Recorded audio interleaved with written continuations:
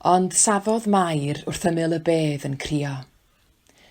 Plygodd I lawr I edrych I mewn i'r bedd, a gweld dau angel mewn dillad gwyn, yn eistedd lle roedd corff Iesu wedi cael ei roi I orwedd, un wrth y pen a'r llall wrth y traed. Dyma nhw'n gofyn I Mair, wraig anwyl, pam wyt ti'n crio?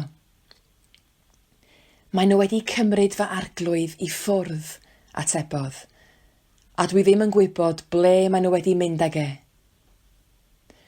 Dyna pryd y trodd hi rownd a gweld rhywun yn sefyll yno. Iesu oedd yno, ond doedd hi ddim yn sylweddoli mai Iesu oedd e.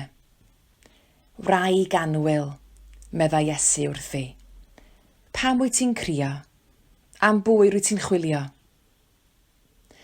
Roedd hi'n meddwl mai'r garddwr oedd e, a dywedodd, Syr, os mai ti sydd wedi ei symud, dywed lle rwyt ti wedi ei roi e, a bydda i'n mynd i'w nôl e.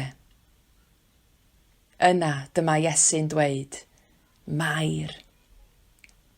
Trodd ato ac meddai yn Hebraeg, Rabuni, sy'n golygu athro. Dyma Iesu'n dweud wrthi, paid dal gafal yno fi. Dwi ddim yn mynd I fyny at y tad eto.